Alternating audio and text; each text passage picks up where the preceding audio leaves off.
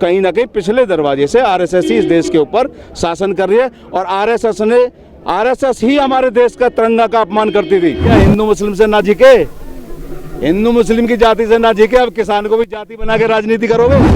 तो ये आरएसएस लोग देश के ना देशभक्त हैं, ये माफ़ी मांगने वाले लोग हैं, अंग्रेजों के चाटुकार लोग हैं। लेकिन मैं तो इस देश का सौभाग्य समझता हूँ और इस सरकार का दुर्भाग्य समझता हूँ कि इन्होंने ऐसी जगह पर आज हाथ डाल दिया है कि यहाँ पर ये जाति का मामला या खालिस्तानी और पाकिस्तानी और आतंकवादी कह करके कामयाब नहीं हो पाएंगे। जब हमारे पूरे देश के ऊपर बनाई तो हम जानते हैं ना कितना घोटालेबाज आदमी है। अब घोटाला नहीं चलने देंगे।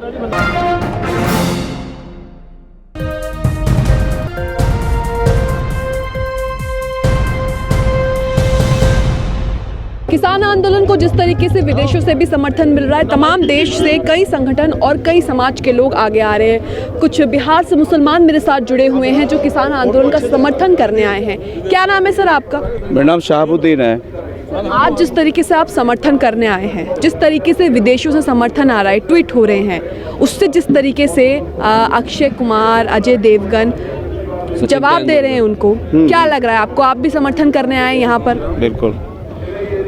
देखिए ठीक है, जो देखिए जब किसी घर में कोई कलेश हो जाएगा और जब वो बात घर में संभाली नहीं जाएगी तो उस घर के खराब होने की जिम्मेदारी किसकी है?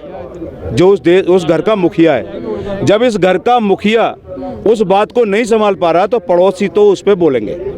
हम मानते हैं कि हमें अच्छा नहीं लगता कि कोई विदेश का आदमी हमारे बीच में बोले, लेकिन शायद हमारे मुखिया ने उनको मजबूर कर दिया। हमारे देश के मुखिया पे अगर मामला नहीं सुलझ रहा है तो बाहर के लोग बोलेंगे। लेकिन प्रधानमंत्री और सरकार के मंत्री ये कह रहे हैं कि ये जो मामला है किसानों का आंतरिक मामला है, लेकिन अगर दूसरी तरफ देखा जाए तो प्रधानमंत्री भी तो वहाँ पर चुनाव प्रचार करके आए थे ट्रंप के लिए।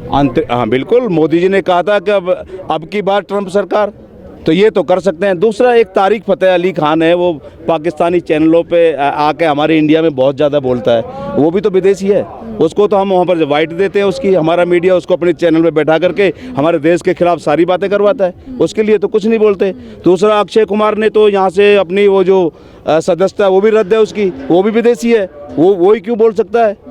और अभी अर्नब गोस्वामी की इतनी सारी पोल खुली थी, इतने सारे चैट जो व्हाट्सएप के पकड़े गए थे, उसमें तो एक भी चर्चा नहीं है। उसने क्या नाम है उसका, लड़की का जो उसने जिसने अभी ट्वीट किया, रिहाना ने ट्वीट क्या कर दिया? उसने छोटी सी बात की थी, भाई किसान का, अगर किसान गलत है तो किसान को बता दो, सरकार गलत है तो सरकार को बता दो।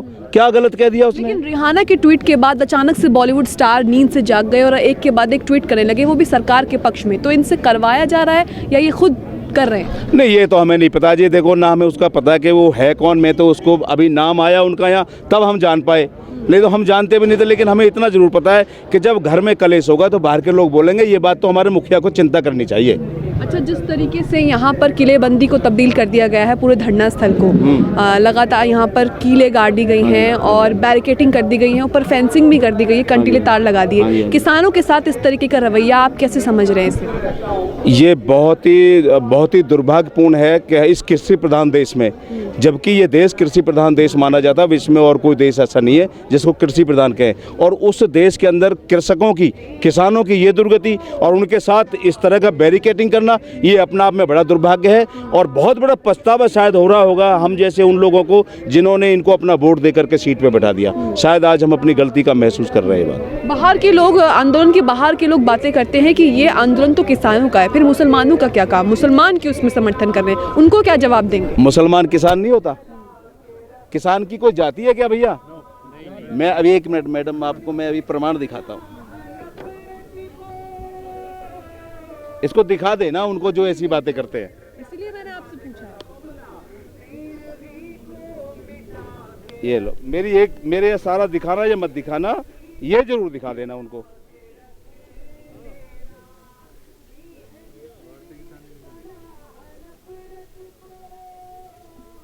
किसान कोई जाति है? अरे भैया, हिंदू मुस्लिम से ना झिके, हिंदू मुस्लिम की जाति से ना झिके, अब किसान को भी जाति बना के राजनीति करोगे?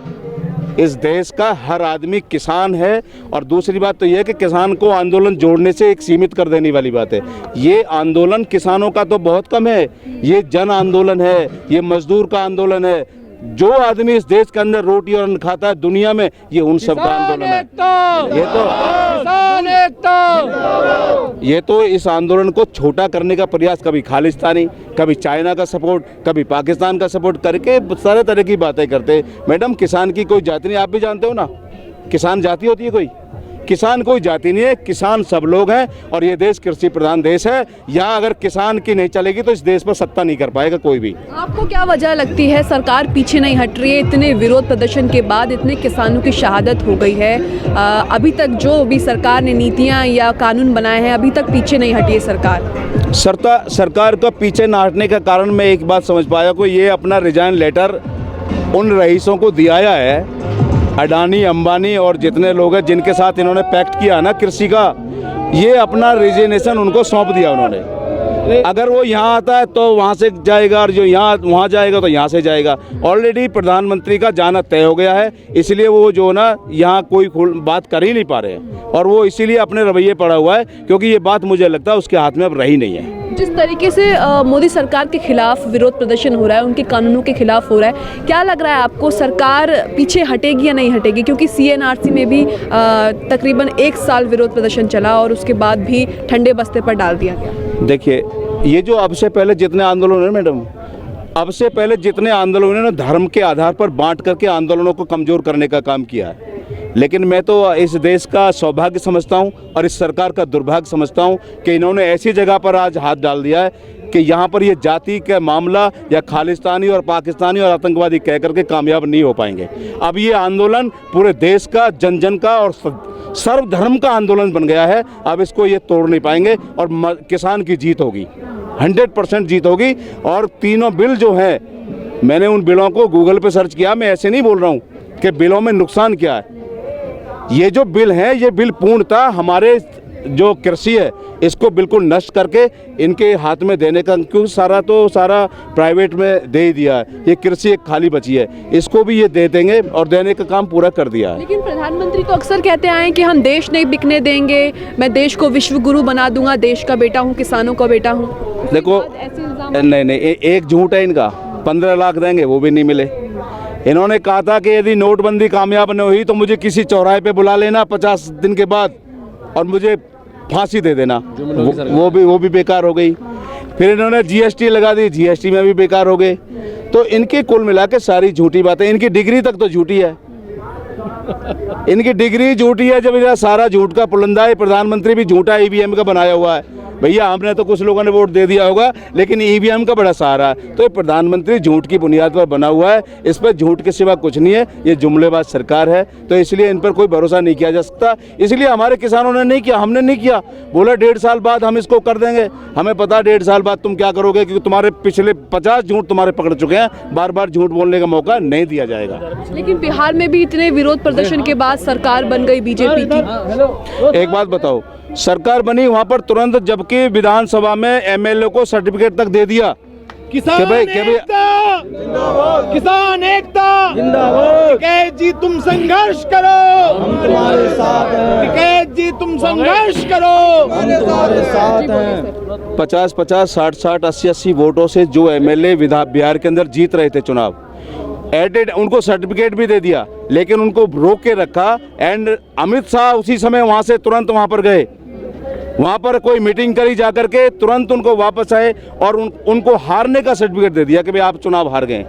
तो ये धांधली सीधी, पहले चोरी करते थे, EVM पे थोड़ी नजर रखी तो अब डकैती करने लगे। तो वहाँ भी सरकार इन्होंने डकैती के साथ बनाई है और बेईमानी के साथ सरकार बनाई है। अमित शाह और मोदी, प्रधानमंत्री मोदी पर, दो इतनी बड़ी शख्सियत हैं, देश को रिप्रेजेंट करती हैं, इन पर किसानों का भरोसा क्यों नहीं हो पा रहा है? क्यों भरोसा नहीं कर पा रहे? 2 बार करके जिताया है।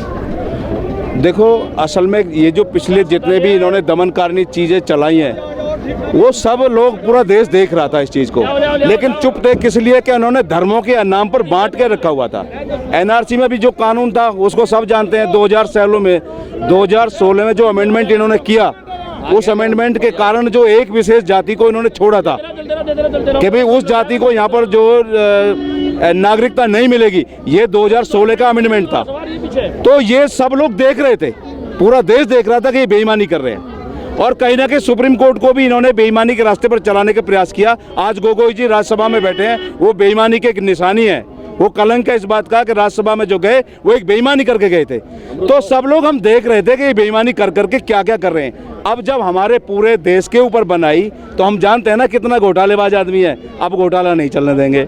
मोहन भागवत आरएसएस के प्रमुख हैं, सबको पता है। हाँ जी। क्या बीजेपी सरकार के पीछे संघ की परिभाषा काम कर रही है, संघ की विचारधारा काम कर रही है? आपको क्या लगता है? बिल्कुल, ये अप्रत्यक्ष रूप से मोहन भागवत और आरएसएस की ही सरकार चल रही है।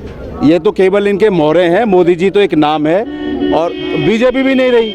अब तो मोदी सरकार होती है। मैंने पहली बार लाइफ में सुना है कि मोदी सरकार। किसी ने नहीं कहा कि राहुल गांधी सरकार, किसी ने नहीं कहा कि मोहन सरकार, किसी ने भी नहीं कहा अटल सरकार, लेकिन पहली बार सुना मोदी सरकार। अब कोई बीजेपी की सरकार भी नहीं बोलता, तो मोदी सरकार बोलते हैं। ये कहीं ना कहीं पिछले दरवाजे से आरएसएस ही इस देश के ऊपर शासन कर रही है और आरएसएस ही हमारे देश का तिरंगा का अपमान करती थी। 1971 में पीएम श्रीमती इंदिरा गांधी ने ये कानून बनाया था कि जो देश के झंडे के साथ 4 प्रतीक हैं देश के, जिनका अपमान करने पर सजा का कानून 1971 में बना।